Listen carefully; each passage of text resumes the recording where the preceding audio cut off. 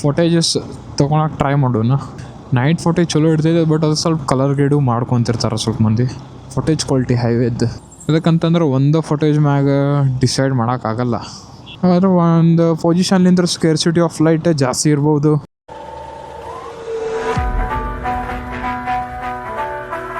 ನಮಸ್ಕಾರ ಗೈಸ್, ಎಲ್ಲರೂ ಹೆಂಗದಿರಿ? ಇವತ್ತು ನಾವು DJI Osmo Action 5 Pro ಅದರದ್ದು ನೈಟ್ ಮೋಡ್ ಫೋಟೇಜ್ ಚೆಕ್ ಮಾಡೋಕೆ ಬಂದೀವಿ. ಎದಕ್ಕೆ ಅಂತಂದ್ರೆ ಅದ್ರದ್ದು ಬಗ್ಗೆ ಭಾಳ ಕೇಳಿದ್ದೈತೆ ನಾನು. ಅದ್ರ ಸಂಬಂಧ ಕೇಳಿದ್ರಲ್ಲ, ಅದು ಒಂದ್ಸಲ ಎಕ್ಸ್ಪೀರಿಯನ್ಸ್ ಮಾಡಿದ್ರೆ ಅದ್ರದ್ದು ಔಟ್ಪುಟ್ ಗುರ್ತಾಗುತ್ತೆ. ಅದ್ರ ಸಂಬಂಧ ನಾನು ಎಕ್ಸ್ಪೀರಿಯನ್ಸ್ ಮಾಡಿಬಿಡೋಣ ಅಂತಂದು ನೈಟ್ ರೈಡ್ ಬಂದೀವಿ. ಲೈಟ್ ಸಫಿಷಿಯೆಂಟ್ ಆಗಂಗಿಲ್ಲ, ಅದಕ್ಕೆ ರೈಡರ್ಸ್ ಎಕ್ಸ್ಟ್ರಾ ಫಾಗ್ ಲ್ಯಾಂಪ್ ತೊಗೊತಾರೆ. ಹೇಳ್ತಾರಲ್ಲ ಎದಕ್ಕೆ ಫಾಗ್ ಲ್ಯಾಂಪ್ ಹಾಕಿಸ್ಬೇಕು ಅಂತಂದು. ಹಿಂಗಿರ್ತ ನೋಡ್ರಿ, ಇದು ಸ್ಟಾಕ್ ಹೆಡ್ ಲ್ಯಾಂಪ್, ಏನು ಯೂಸ್ ಇಲ್ಲ. ಏನು ಕಾಣತೈತೆ ನೋಡ್ರಿ, ಏನೂ ಕಾಣಂಗಿಲ್ಲ. ಈಗ ನೋಡ್ರಿ ಆಫ್ಟರ್ ಮಾರ್ಕೆಟ್ ಲೈಟ್ ಎಷ್ಟು ಯೂಸ್ಫುಲ್ ಆಗುತ್ತೆ. ಭಾಳ ಚಲೋ ಐತೆ ಅಂತಂದು ನಾನು ಭಾಳ ಕಡೆ ನೋಡಿದ್ದೈತಿ. ಇದು Action 5 Pro the night mode. ಅದ್ರ ಸಂಬಂಧ ಟೆಸ್ಟ್ ಮಾಡೋಣ ಅಂತ. ಇದು ಡಿಫ್ರೆಂಟ್ ಮೂಡ್ಸ್, ಡಿಫ್ರೆಂಟ್ ಫೋಟೇಜಸ್ ತೊಗೊಳಕ್ಕೆ ಟ್ರೈ ಮಾಡೋಣ. ಅದ್ರ ಸಂಬಂಧ ಇಲ್ಲಿ ಮೌಂಟ್ ಸೆಟಪ್ ಮಾಡ್ಕೊಂಡಿದ್ದೈತಿ. ಇಲ್ಲಿ ಮೌಂಟು ಅದಕ್ಕಂತಂದ್ರೆ ಫ್ರಮ್ ಈ ನಮ್ಮದು ಹೆಲ್ಮೆಟ್ ಫೋಟೇಜಸ್ಲಿಂತ ನಮ್ಗೆ ಇಷ್ಟು ಕವರ್ ಗುರುತಾಗುತ್ತೆ, ಓಕೆ. ಬಟ್ ಈ ಕಡೆಲಿಂತರೂ ಫ್ರಮ್ ಅಪೋಸಿಟ್ ಸೈಡು ಹೆಂಗೆ ಕಾಣ್ತೈತೆ ವ್ಯೂ ಅನ್ನೋದು, ಅದು ಒಂದು ಮುಖ್ಯ. ಅದನ್ನು ಒಂದು ಎರಡು ಫೋಟೋಜಸ್ ಬೇರೆ ಕಡೆ ಎಲ್ಲ ಕಡೆನೂ ತೊಗೊಂಡ್ರೆ ಆತಂತ. ಅದಕ್ಕಂತಂದ್ರೆ ಒಂದು ಫೋಟೇಜ್ ಮ್ಯಾಗ ಡಿಸೈಡ್ ಮಾಡೋಕ್ಕಾಗಲ್ಲ. ಓಕೆ, ಆಲ್ಮೋಸ್ಟ್ ಯೂಟ್ಯೂಬ್ದಾಗ ಇನ್ಸ್ಟಾದಾಗ ಇದು ತೋರಿಸ್ತಿದ್ರಲ್ಲ, ನಾನು ರಿವ್ಯೂಸ್ ನೋಡಿದ್ನಲ್ಲ ಇದ್ರ ಬಗ್ಗೆ, ನೈಟ್ ಫೋಟೇಜಸ್ ಅದು ನಿಜವಾದ ಹೌದು ಅಲ್ವೋ? ಎಲ್ಲ ಒಂದು ಫೋಟೇಜ್ ಅಲ್ಲ, ಎಲ್ಲ ಫೋಟೇಜಸ್ ನೋಡಿದ್ದೀನಿ. ಅದಕ್ಕೆ ಎಲ್ಲನೂ ಸೇಮ್ ಕ್ವಾಲಿಟಿ ಅಂದ್ರೆ ಚಲೋ ಆಗಿದೆ. ಎಲ್ಲ ಚಲೋ ಅದ ಅಂತಂದ್ರೆ ಮತ್ತು ನಮ್ಮದು ಕ್ಯಾಪ್ಚರ್ ಮಾಡಿದ್ದು ಒಂದು ಸಲ ನೋಡಬೇಕಾಗತ್ತೆ ಅದು ಹೆಂಗೈತೆ ಅಂತಂದು. ನೈಟ್ ಫೋಟೇಜ್ ಚಲೋ ಇರ್ತೈತೆ, ಬಟ್ ಅದು ಸ್ವಲ್ಪ ಕಲರ್ ಗ್ರೇಡು ಮಾಡ್ಕೊತಿರ್ತಾರೆ ಸ್ವಲ್ಪ ಮಂದಿ. ನಾವು ರಾ ಫೋಟೇಜ್ ನೋಡ್ಕೊಂಡು ನೈಟ್ ಮೋಡಿಂದ ಕಲರ್ ಗ್ರೇಡ್ ನೋಡಿದ್ರೆ ಗುರ್ತಾಗ್ಬಿಡ್ತೈತಿ ಏನೈತಿ ಆ್ಯಕ್ಚುಯಲ್ ಗುರ್ತಾಗುತ್ತೆ. ಇಲ್ಲಿ ಆಲ್ಮೋಸ್ಟ್ ಏನು ಲೈಟ್ ಇಲ್ಲ, ಲೈಟ್ ಇರಬೇಕು. ಇದು ಶೂಟ್ ಮಾಡ್ಬೇಕಾದ್ರೆ ಲೈಟ್ ಎಷ್ಟು ಇರ್ತೈತಿ ಅಷ್ಟು ಚಲೋ, ಅಷ್ಟು ಫೋಟೇಜಸ್ ಕ್ವಾಲಿಟಿ ಇಂಪ್ರೂವ್ಮೆಂಟ್ ಆಗುತ್ತೆ.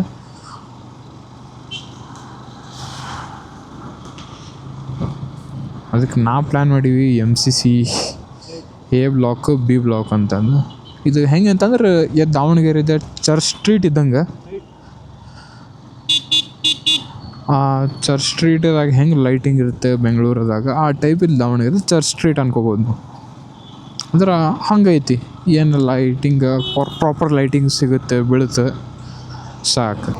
ಅಂದ್ರೆ ಆ್ಯಕ್ಚುಯಲ್ ಫೋಟೇಜ್ ಗುರ್ತಾಗುತ್ತೆ. ಓಕೆ, ಲೈಟ್ ಇದ್ದಾಗ ಹಿಂಗೆ ಫೋಟೇಜ್ ಬೀಳುತ್ತಂತಂದು.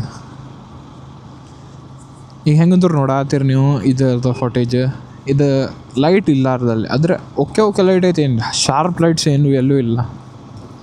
ಈಗ ನಾನು ಹೇಳಿದ್ನಲ್ಲ A ಬ್ಲಾಕು B ಬ್ಲಾಕು, ಅಲ್ಲಿ ಏನಾಗುತ್ತೆ ಬಿಲ್ಡಿಂಗ್ಸ್ ಆತು, ಅಲ್ಲಿ ಹಿಂಗೆ ಮಾಲ್ಸ್ ಟೈಪ್ ಅದಾವು, ದೊಡ್ಡ ಬಟ್ಟೆ ಅಂಗಡಿ ಅದಾವು. ಆ ಕಡೆ ಆಜು ಬಾಜು ಎಲ್ಲ ಹಿಂಗೆ ಲೈಟ್ ಹಾಕಿರ್ತಾರೆ ಅವ್ರದ್ದು ಅಂಗಡಿಗೆ ಲೈಟ್ ಹಾಕಿರ್ತಾರೆ ಅಂತಂದ್ರೆ ಅಂಗಡಿ ಲೈಟು ಎಲ್ಲ ಬೆಳಕು throughout spread ಆಗ್ತಿರ್ತೈತಿ.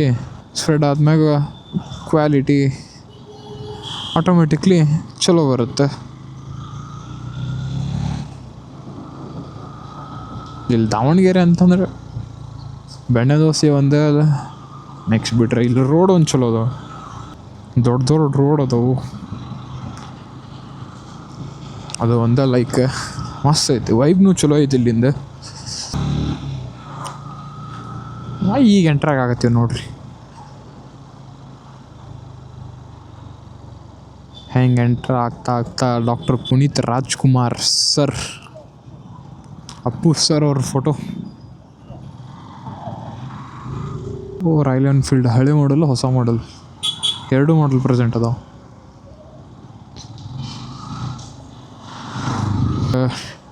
Mount facing change ಮಾಡ್ಕೊಂಡು ಇಲ್ಲಿಂತ್ರ ಇಲ್ಲಿಗೆ ಶಿಫ್ಟ್ ಆಗೋಣ ಬ್ಯಾಕ್. ಇಲ್ಲಿಂದ ಮೌಂಟ್ಲಿಂತ್ರ ಆ್ಯಂಗಲ್ ಚೇಂಜ್ ಮಾಡ್ಕೊಂಡ್ವಿ. ಯಾಕಂದ್ರೆ ಫೋಟೇಜ್ ಬೇಕಲ್ಲ, ಗುರ್ತಾಗಬೇಕಂದ್ರೆ night footages angle view change ಮಾಡಿದ್ರೆ ಗುರ್ತು ಹೆಂಗಿರುತ್ತೆ ಅಂತಂದು.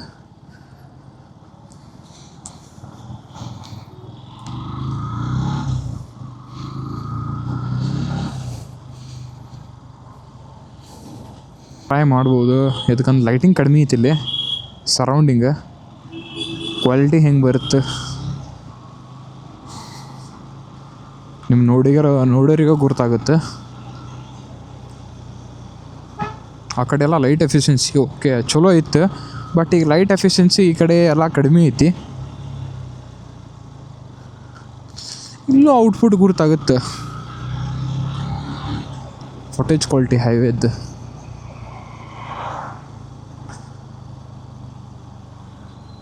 ಏನಾಯ್ತಂತಂದು